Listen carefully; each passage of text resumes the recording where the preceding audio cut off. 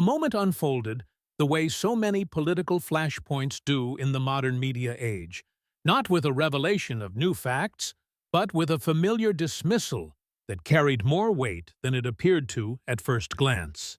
When Adam Schiff referred to Dan Bongino as a conspiracy theorist who did not understand intelligence, it sounded like a routine line drawn from years of televised sparring. Yet, beneath that sentence lay a deeper assumption about authority, credibility, and who is allowed to define reality in America's political conversation. It was not merely an insult directed at an individual, but a statement about hierarchy, expertise, and institutional trust. For many viewers, the remark landed less as a rebuttal and more as a challenge that invited scrutiny rather than deflection. Political debates rarely turn on a single phrase, but certain moments crystallize tensions that have been building for years. This exchange occurred against a backdrop of unresolved arguments about the Russia investigation, intelligence oversight, and the role of media narratives in shaping public belief. What made this confrontation different was not only the reputations of the men involved, but the contrast in how they framed their authority. One leaned on institutional position, committee titles, and the language of officialdom. The other leaned on investigative persistence, law enforcement experience, and an accumulation of documents meant to speak louder than credentials. Adam Schiff entered the debate with the confidence of someone long accustomed to controlling the terms of discussion. For years, he had been treated by mainstream outlets as a reliable interpreter of intelligence matters, a figure whose statements carried presumed legitimacy. That status did not emerge in a vacuum, but from his role in high-profile investigations and his consistent presence in national media. To supporters, he represented seriousness, restraint, and institutional continuity during a chaotic political era. To critics, he symbolized the blurring of oversight and partisanship that defined the post-2016 landscape. Dan Bongino approached the moment from a very different trajectory. He was not a sitting official, nor a member of Congress, nor a figure backed by committee authority. Instead, his credibility rested on a career in law enforcement and years spent publicly dissecting the same events Schiff had narrated from the other side. Where Schiff spoke from the language of briefings and classified sessions, Bongino spoke from the language of timelines, documents, and repeated claims tested against outcomes. The debate thus became less about policy positions and more about competing methods of establishing truth. In American political culture, accusations of conspiracy theorizing function as a powerful boundary marker. They are not merely critiques of factual accuracy, but signals that certain lines of questioning fall outside respectable discourse. When such labels are applied, they often serve to end conversations rather than deepen them. This dynamic has intensified in the age of fragmented media, where audiences choose narratives that confirm existing beliefs. The remark directed at Bongino therefore carried implications beyond the immediate exchange, touching on broader anxieties about who gets to question institutions. The Russia investigation itself loomed over the debate like unfinished business. Years after its conclusion, it continued to shape political identities and media loyalties. For some Americans, it remained proof that institutional safeguards worked under pressure. For others, it stood as evidence of overreach, selective disclosure, and a narrative that outran verified findings. Any confrontation involving its principal advocates was bound to reopen those unresolved interpretations. What made this encounter particularly charged was the asymmetry of expectations. Schiff appeared to assume that the familiar framing would hold, that appeals to authority would outweigh challenges grounded in documentation. Bongino appeared to assume the opposite, that authority itself was now on trial and needed to be justified line by line. The stage thus became a testing ground for whether institutional credibility could withstand sustained adversarial scrutiny. In that sense, the debate reflected a larger cultural shift rather than a singular event. Modern political audiences are not passive consumers of information. They arrive at debates armed with years of prior exposure, clips, counterclips, and evolving interpretations. The line between evidence and narrative has become increasingly contested. As a result, moments that might once have passed unnoticed now trigger intense reactions across platforms. The dismissal of Bongino therefore resonated not because it was novel, but because it echoed a pattern many viewers felt they recognized. The idea that intelligence expertise belongs exclusively to formal institutions has long been challenged in American history. Whistleblowers, investigators, and outsiders have repeatedly reshaped public understanding by contesting official accounts. At the same time, institutions exist precisely to manage sensitive information and prevent reckless disclosure. The tension between these two realities has never been fully resolved. This debate reopened that tension in a way that felt immediate and personal. Schiff's confidence was rooted in years of reinforcement from media environments that rarely pressed him beyond prepared narratives. Appearances were often structured around affirming shared assumptions rather than interrogating contested claims. That dynamic created an expectation of deference that became visible in his opening posture. Bongino's presence disrupted that rhythm by refusing to accept framing without verification. The resulting friction exposed how unaccustomed such figures are to sustained adversarial engagement outside friendly contexts. For Bongino, the confrontation was framed as a culmination rather than a spontaneous clash. Years of commentary had conditioned his audience to see this moment as a reckoning long deferred. Whether one agrees with his conclusions or not, the preparation itself became part of the narrative. Binders, timelines, and compiled statements symbolized an alternative claim to seriousness. They suggested that persistence and documentation could rival institutional authority in shaping public perception. The broader audience reaction reflected deep polarization rather than consensus. Supporters on each side saw validation of long-held beliefs.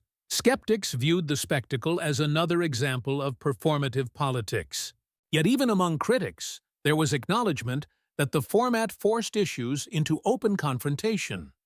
This alone distinguished the event from routine cable news exchanges. Televised debates often promise clarity, but deliver reinforcement of existing divides. What made this one notable was the degree to which it unsettled established roles. Instead of a politician interrogating an outsider interrogated a politician. The reversal altered the power dynamic in subtle but consequential ways. It suggested that authority in the media age is no longer uncontested simply by virtue of office.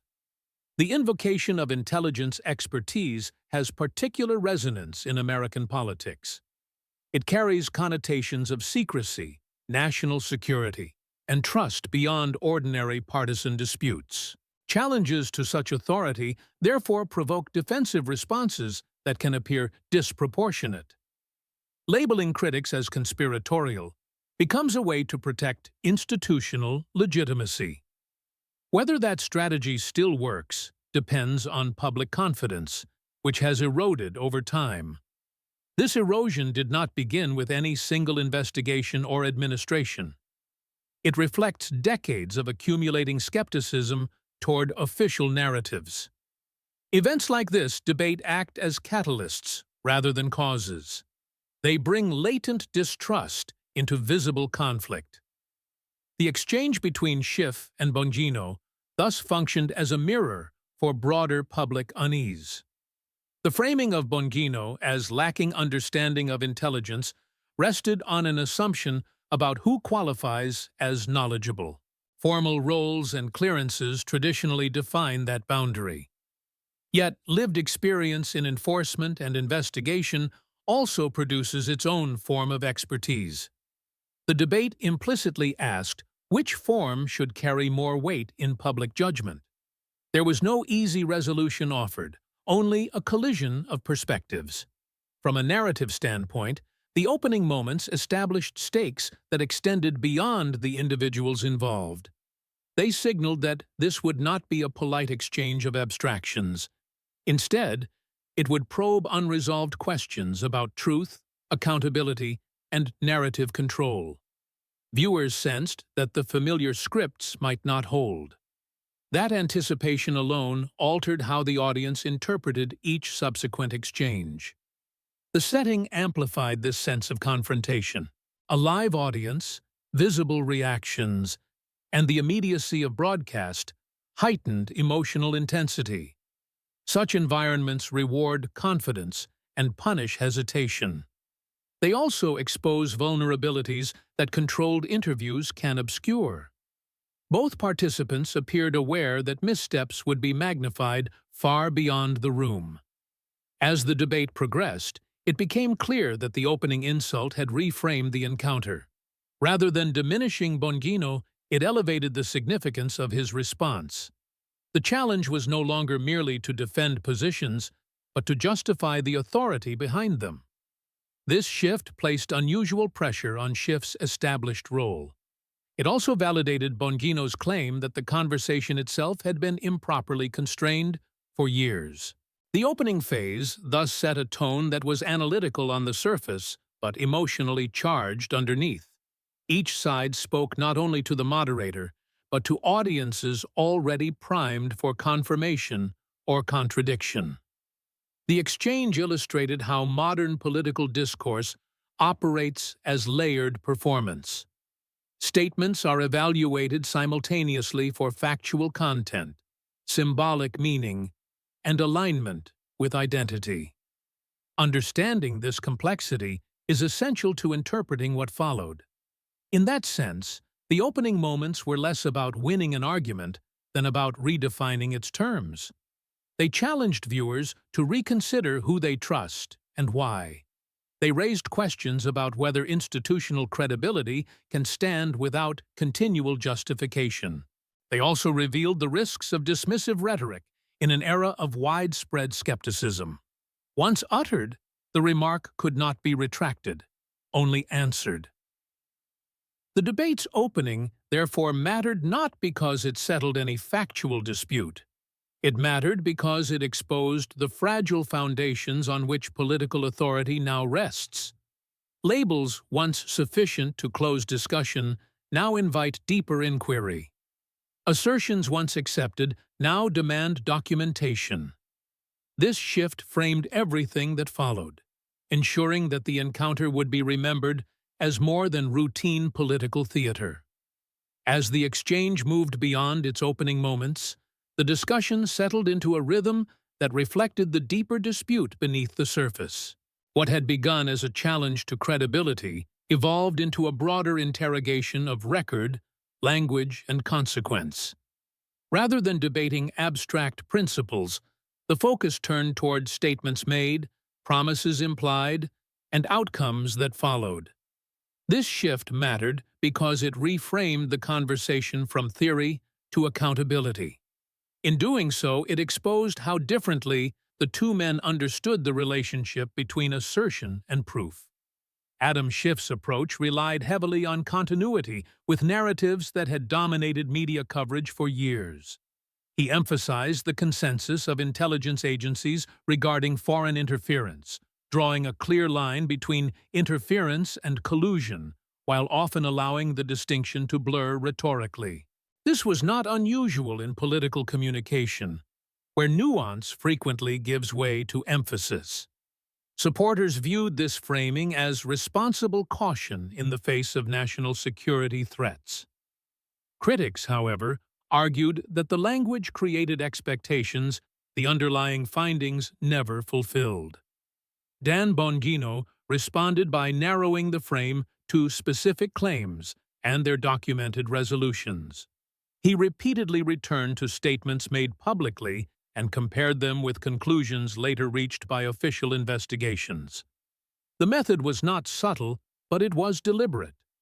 By anchoring the discussion in timelines and verbatim quotations, he sought to remove interpretive flexibility. Whether one agreed with his conclusions or not, the approach forced attention onto discrepancies that had often been glossed over. Central to this tension was the meaning of evidence itself. In intelligence work, evidence is rarely absolute, often emerging as patterns rather than certainties. Politicians frequently translate those patterns into more definitive language for public consumption. The debate exposed how that translation can become problematic when outcomes fail to match implications. Schiff's critics argued that his rhetoric crossed that line repeatedly, while his defenders maintained that evolving investigations justified strong warnings. The discussion of the Mueller investigation exemplified this divide. Schiff framed the investigation as a necessary response to unprecedented interference, emphasizing the seriousness of contacts and conduct uncovered. Bongino focused on the report's explicit conclusion regarding coordination and conspiracy. The contrast highlighted how two interpretations could coexist within the same document. One emphasized process and concern, the other emphasized final determinations. The disagreement was less about what the report said than about what had been promised beforehand. This gap between expectation and outcome became a recurring theme. Bongino argued that repeated assertions of direct or conclusive evidence created a narrative that collapsed under scrutiny. Schiff countered by emphasizing the broader context of intelligence assessments and ongoing threats. Both positions resonated with different segments of the audience. The debate thus mirrored a national divide over how much certainty political leaders should project in uncertain circumstances. As the conversation progressed, attention turned to the use of intelligence-derived material in public discourse. This raised uncomfortable questions about classification, selective disclosure, and media relationships. Bongino framed patterns of reporting as evidence of deliberate narrative shaping. Schiff rejected that characterization, pointing to the complexity of information flows in Washington. The disagreement underscored how difficult it is to disentangle intent from outcome in politicized environments. The issue of oversight versus partisanship emerged as another fault line. Schiff described his actions as fulfilling constitutional responsibilities under extraordinary conditions. Bongino described the same actions as examples of institutional power being leveraged for political ends. The distinction depended largely on one's trust in the motives of those involved. For audiences skeptical of institutions, Bongino's framing felt validating. For those wary of populist distrust, Schiff's defense appeared more responsible. The debate also revealed how media ecosystems reinforce differing interpretations. Statements amplified within one environment often encounter little resistance, while appearing highly contested in another. Schiff's familiarity with supportive platforms contrasted with Bongino's cultivation of adversarial audiences. When these worlds collided, assumptions that normally go unchallenged were suddenly exposed. The result was less a resolution than a visible clash of interpretive frameworks. As evidence compilations were introduced, the discussion shifted again toward the role of documentation in public persuasion. Bongino's reliance on compiled records functioned as a rhetorical device as much as an evidentiary one. The visual presence of documents conveyed seriousness and preparation. Schiff's responses, more discursive and contextual, struggled to compete with that immediacy. This dynamic illustrated how form can influence perception as much as substance. The conversation around surveillance and warrants highlighted long-standing civil liberties concerns. Bongino emphasized errors and omissions identified in official reviews, framing them as systemic failures. Schiff acknowledged problems while stressing reforms and safeguards implemented afterward. The exchange demonstrated how acknowledgement does not necessarily translate into accountability. For many viewers, the question was not whether mistakes occurred, but whether responsibility had been fully owned.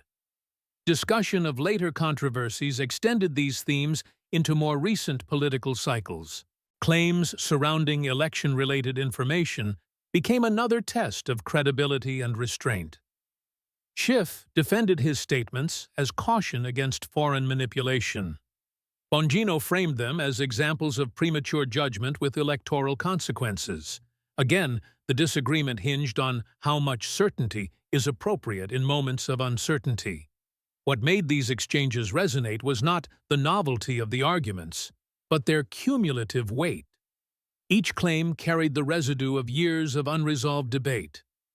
The live format prevented the usual diffusion of responsibility across time and platforms. Responses had to be immediate, leaving little room for reframing. This immediacy amplified perceived inconsistencies in ways that scripted appearances rarely do.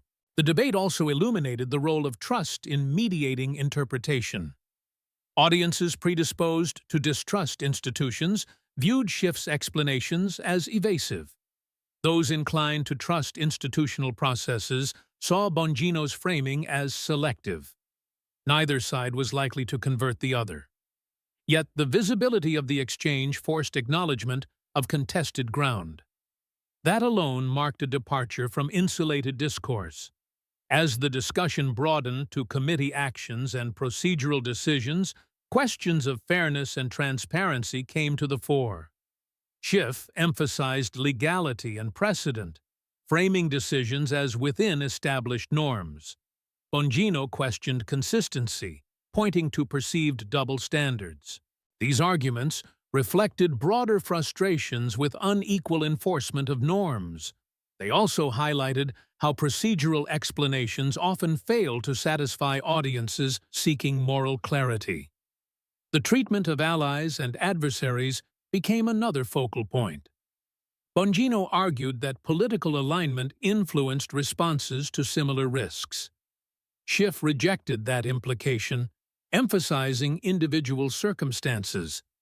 The disagreement illustrated how perceptions of bias can persist, even in the absence of clear proof. Once established, such perceptions are difficult to dispel.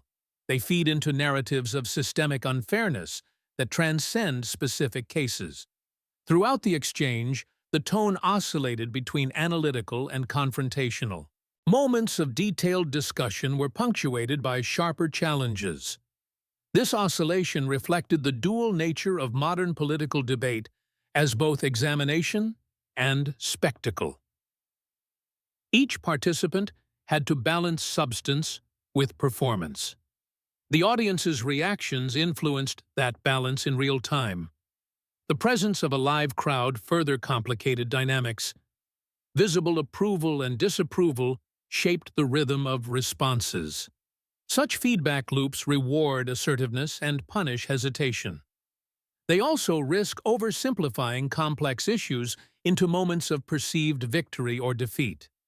The debate thus operated simultaneously on intellectual and emotional levels. As the main body of the exchange unfolded, it became clear that resolution was unlikely. The issues at stake were too deeply embedded in identity and trust. What changed instead was the visibility of disagreement.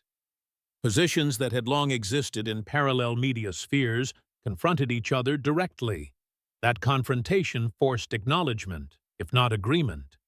The aftermath reflected this ambiguity. Supporters on each side declared vindication. Critics dismissed the encounter as confirmation of entrenched bias. Yet even skeptics recognized that the format disrupted familiar patterns. It denied either side the comfort of uncontested narrative control. In that sense, the debate functioned as a stress test rather than a verdict. The broader significance lay in what the exchange revealed about political communication. Authority based on position alone proved insufficient in adversarial settings. Documentation without contextual trust also proved limited. The debate suggested that credibility now depends on a fragile combination of record, restraint, and transparency. Neither participant emerged unscathed by this standard. For Schiff, the encounter underscored the risks of language that outpaces verified outcomes. For Bongino, it highlighted the challenges of translating investigative critique into broadly accepted conclusions. Both illustrated how political narratives, once established, must rest correction. The exchange did not settle disputes, but it exposed their contours more clearly. In doing so, it provided a rare moment of direct confrontation between competing claims to truth.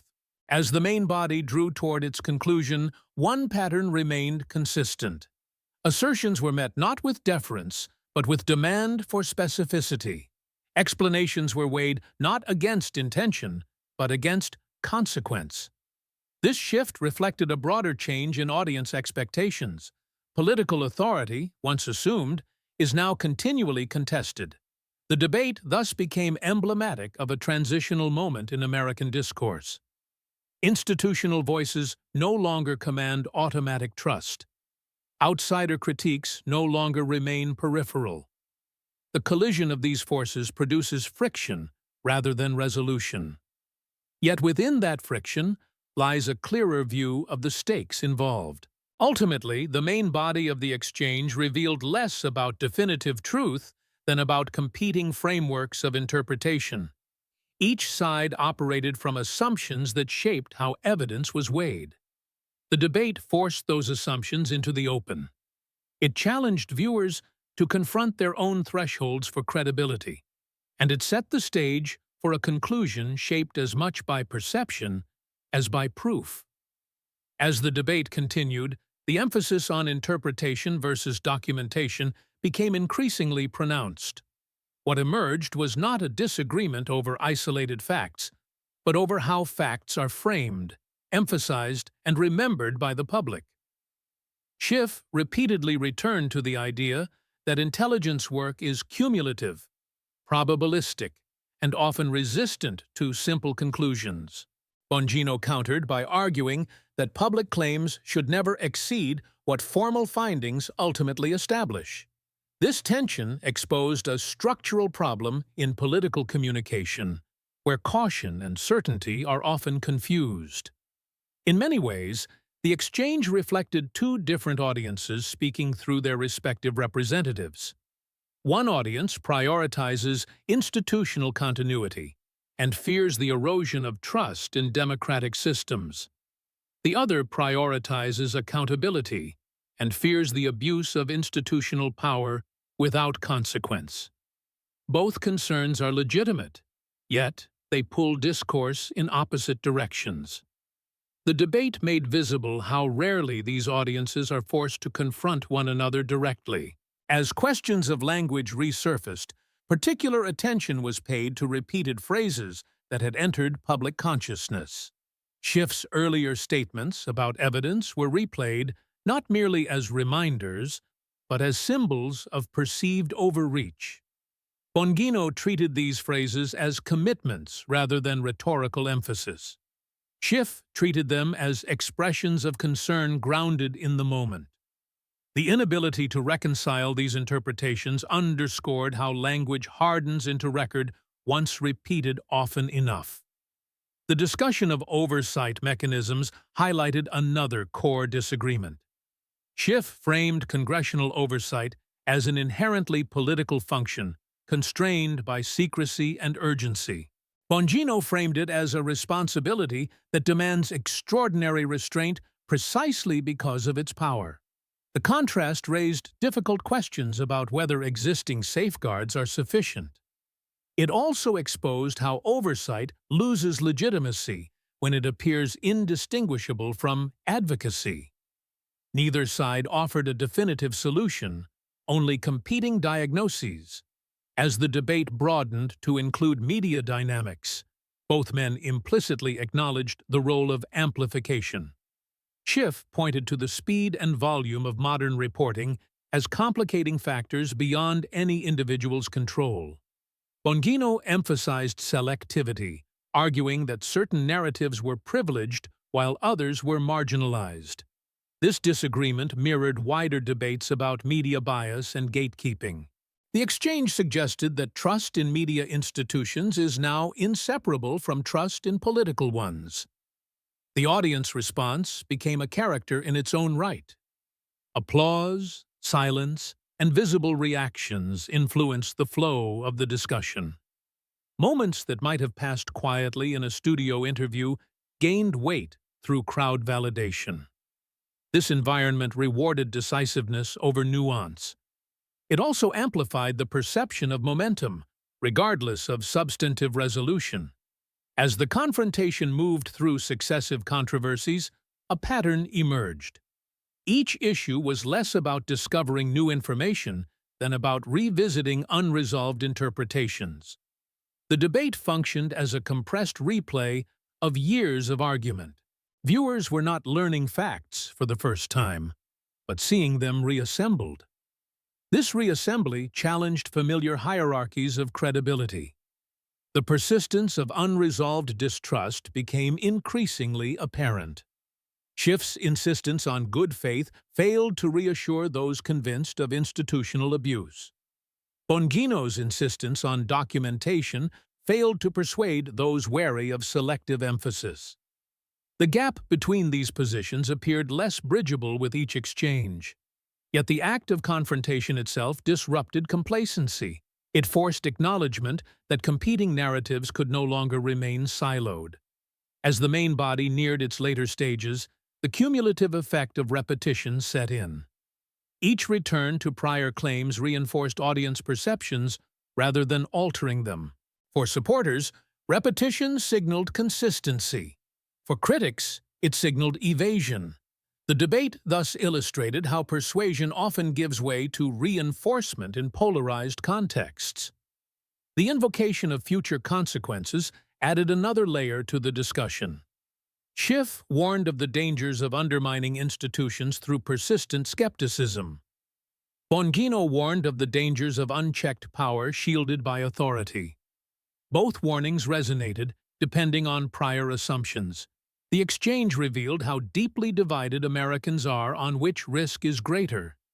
That division framed the debate more than any single claim. Ultimately, the continuation of the main body underscored a sobering reality. Modern political debates rarely resolve factual disputes. Instead, they expose the values and fears underlying those disputes. This exchange laid bare anxieties about trust, power, and accountability. It demonstrated that credibility is no longer a shared currency, but a contested one.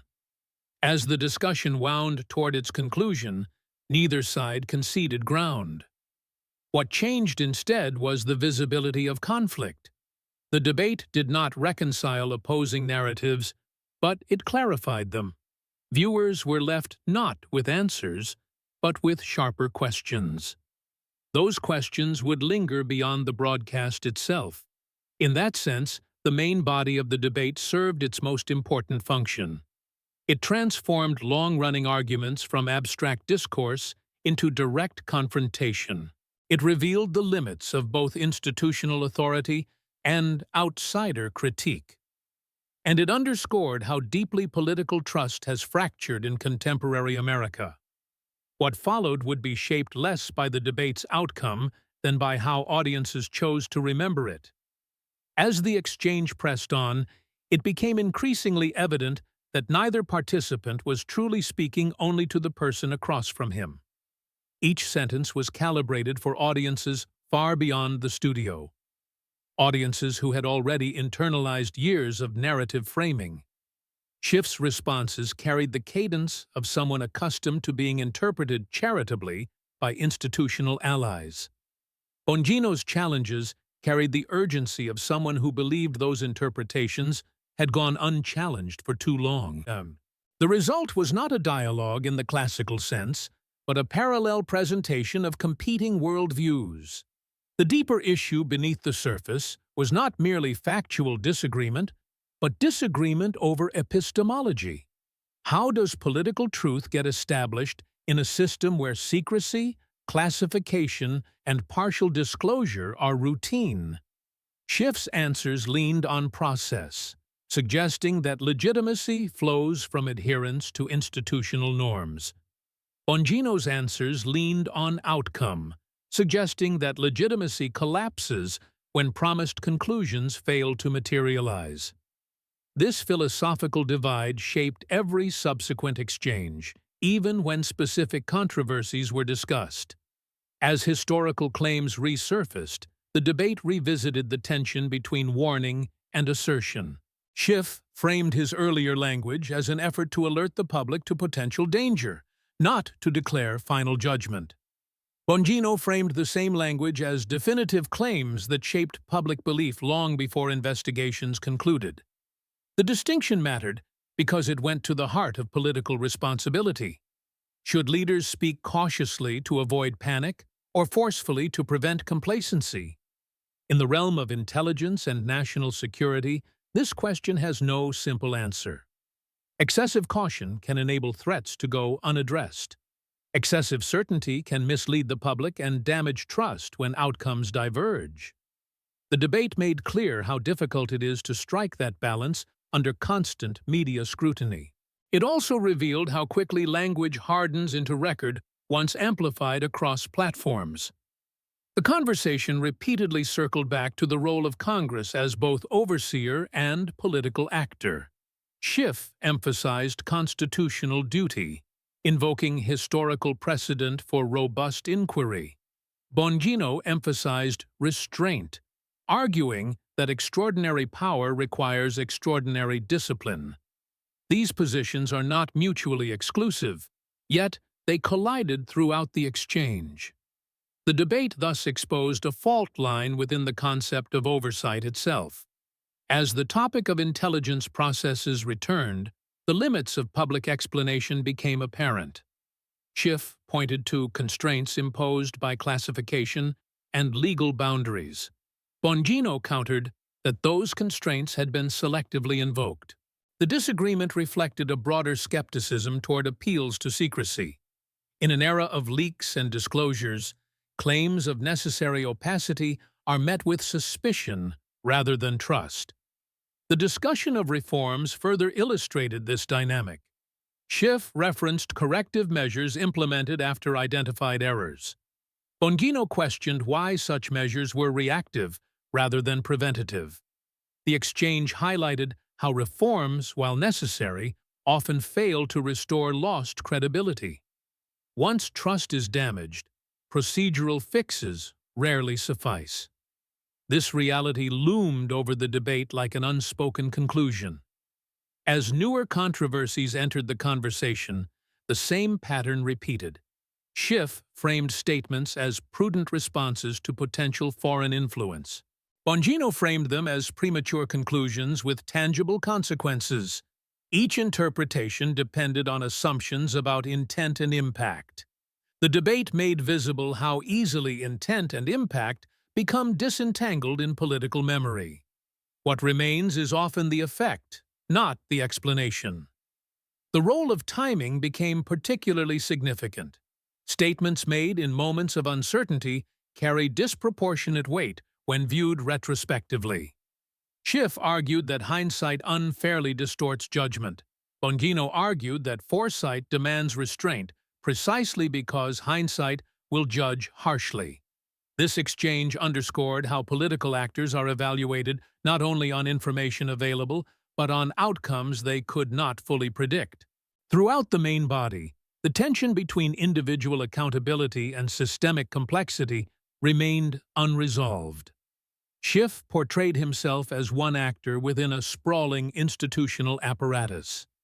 Bongino portrayed him as a central node whose words shaped national perception. Both portrayals contained elements of truth. The debate forced viewers to consider how much responsibility attaches to prominence. Visibility itself became a form of power under scrutiny. Media incentives hovered silently over the entire exchange. Sound bites, repetition, and dramatic framing influence what endures. Schiff's critics argued that he benefited from these incentives for years. Schiff implied that critics now benefited from the same dynamics in reverse. The debate thus reflected a cyclical pattern of amplification rather than resolution. As attention turned to perceived double standards, emotions intensified. Bongino framed inconsistency as evidence of partisan protection. Schiff framed it as misinterpretation of distinct circumstances. The audience reaction suggested that perception often outweighs procedural explanation. In politics, fairness must not only exist, but be seen to exist. The debate illustrated how easily that perception fractures. The accumulation of grievances gave the exchange a prosecutorial tone. Bongino's methodical revisiting of past controversies created a sense of indictment. Schiff's insistence on context sought to diffuse that impression. The contrast revealed how narrative structure influences judgment. Linear presentations of alleged wrongdoing resonate more strongly than contextual defenses. This asymmetry shaped audience reaction throughout. As the debate unfolded, it also highlighted generational shifts in media consumption. Long-form confrontations appealed to audiences dissatisfied with fragmented coverage. The willingness to sit through extended argument reflects a desire for coherence. Yet, coherence does not guarantee consensus. The exchange demonstrated that even extended exposure rarely bridges ideological divides. It does, however, deepen engagement. The question of motive emerged repeatedly, though rarely directly addressed. Schiff implied civic responsibility as motivation. Bongino implied political calculation. Neither claim could be definitively proven or disproven within the debate. Yet, the persistence of the question shaped interpretation. Motives, once suspected, color all subsequent actions. As the main body progressed, the cumulative effect of revisiting controversies produced fatigue as well as intensity. Viewers were reminded how long these disputes have lingered. The debate did not introduce closure, but highlighted endurance. It showed how unresolved narratives continue to shape political identity. This endurance itself became part of the story. The exchange also revealed the difficulty of recalibration. Once a narrative has been established, retreat appears as admission. Schiff's attempts to clarify earlier language risked being read as revision.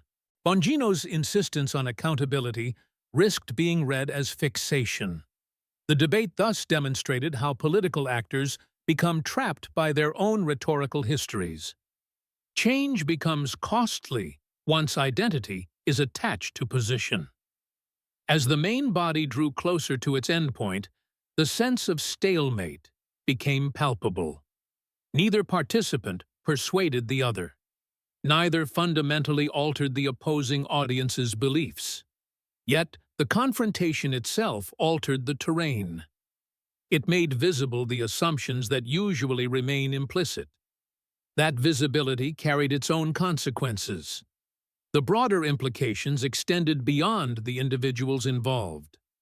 The debate reflected declining consensus about the legitimacy of political institutions. It also reflected rising confidence among outsiders to challenge those institutions publicly. This shift carries risks as well as opportunities. Unchecked skepticism can erode governance. Unchecked authority can erode liberty. In this way, the main body functioned as a case study rather than a verdict. It illustrated how disputes over intelligence, oversight, and media narratives intersect.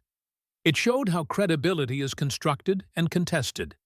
It revealed how language, once amplified, acquires permanence beyond intent. And it demonstrated how political conflict persists not because facts are unknown, but because trust is fractured. As the exchange approached its final phase, the emotional undercurrent became more pronounced. Both participants appeared aware that the audience had already drawn conclusions. The remaining moments served less to persuade than to reinforce. The debate thus mirrored the broader state of political discourse. Argument continues even when persuasion fails. Visibility replaces resolution as the primary outcome. In the end, the extended main body underscored a sobering reality about modern American politics. Debates no longer function primarily as mechanisms for agreement. They function as arenas where competing narratives test their strength. Victory is measured in resonance rather than reconciliation. The Schiff and Bongino confrontation exemplified this transformation. It set the stage for a conclusion shaped not by closure, but by consequence. As the debate finally drew to a close, what lingered was not a single decisive argument, but the weight of accumulated mistrust that had framed every exchange. Neither Adam Schiff nor Dan Bongino appeared to leave the stage having fundamentally altered the convictions of the opposing side. Instead, the encounter crystallized how deeply divided interpretations of recent political history have become. The conversation did not resolve those divisions, but it made them unmistakably visible. In that sense, the debate functioned less as a forum for consensus and more as a mirror held up to the current state of American political discourse. For Schiff, the confrontation underscored the enduring tension between institutional authority and public skepticism. Years spent operating within established frameworks had conditioned him to assume that process and position would speak for themselves. The debate revealed the limits of that assumption in an environment where trust in institutions has eroded. Explanations rooted in procedure and context no longer satisfy audiences who believe outcomes matter more than intentions. Whether fair or not, that reality now shapes how institutional figures are received. For Bongino, the exchange highlighted both the power and the limits of outsider critique. Documentation and persistence can force uncomfortable questions into the open. Yet, they do not automatically produce shared conclusions. Audiences interpret the same material through lenses shaped by prior belief. The debate showed that exposure alone does not guarantee persuasion, even when claims are exhaustively argued. What became clear by the end was that credibility itself has become a contested concept. It is no longer conferred solely by office, nor solely by opposition to office. Instead, it is negotiated continuously in public view. Statements are revisited, language is scrutinized, and past assurances are measured against later findings. This relentless reevaluation reflects a broader shift in how authority is constructed and challenged. The debate also illuminated the lasting consequences of rhetoric used during moments of uncertainty. Warnings issued with urgency can later be remembered as promises. Caution expressed with ambiguity can later be remembered as evasion. Political actors operate in a narrow corridor between these risks. Once crossed, the line is difficult to redraw. The exchange demonstrated how that difficulty persists long after investigations conclude. From a broader perspective, the confrontation spoke to unresolved questions about oversight and accountability. How much latitude should elected officials have when interpreting intelligence for the public? How should errors be weighed against intent? And at what point does explanation give way to responsibility? The debate offered no definitive answers, but it forced these questions back into public conversation. That alone marked a departure from years of parallel discourse. The role of media amplification emerged as an unspoken but powerful force in the conclusion. Clips, summaries, and reactions would soon eclipse the full exchange in reach and influence. Moments of perceived triumph or evasion would circulate detached from context. This fragmentation ensures that no single narrative prevails. Instead, multiple versions of the same event coexist, each reinforcing different conclusions. The debate's afterlife would thus be shaped as much by interpretation as by substance. In reflecting on the encounter, it becomes evident that its significance lies not in who won, but in what it revealed. It revealed a political culture struggling to reconcile expertise with accountability. It revealed audiences impatient with deference and wary of dismissal. It revealed how easily language becomes evidence once repeated enough times. And it revealed how difficult it is to restore trust once it has been strained. These insights extend far beyond the individuals involved. The debate also underscored the emotional dimension of political argument. Anger, frustration, and vindication were palpable, not only on stage, but in audience reaction. Such emotions are often dismissed as distractions from rational analysis, yet they shape perception as powerfully as facts. The exchange demonstrated that political discourse cannot be understood without acknowledging this emotional undercurrent. Ignoring it risks misunderstanding why arguments resonate or fail. As the broadcast ended, viewers were left with a choice rather than a conclusion. They could interpret the exchange as confirmation of institutional overreach. They could interpret it as an example of opportunistic skepticism. Or they could see it as evidence that the gap between these interpretations has become a defining feature of contemporary politics. None of these readings is neutral, yet all are understandable. The debate's legacy depends on which interpretation viewers carry forward. In the months and years that follow, the confrontation will likely be cited as a turning point by some and dismissed as spectacle by others. Its immediate impact may fade, but the questions it raised will persist. How should intelligence be communicated to a skeptical public? How should political actors balance urgency with restraint? And how can accountability be enforced without further eroding trust? These questions remain unresolved, waiting for future moments to resurface. Ultimately, the Schiff and Bongino debate illustrated a deeper transformation in American political life. Authority is no longer insulated by position alone. Critique is no longer confined to the margins. Public judgment now unfolds in real time, shaped by memory, media, and emotion. This transformation brings risks, but it also brings visibility. What is exposed cannot easily be ignored again.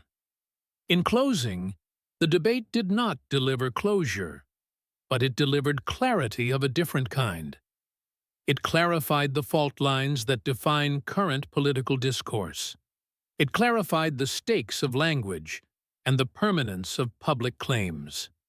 It clarified how deeply trust has fractured and how difficult it will be to rebuild. Whether one views that outcome as progress or peril depends on perspective. What cannot be denied is that the conversation it reignited will continue long after the cameras stopped rolling.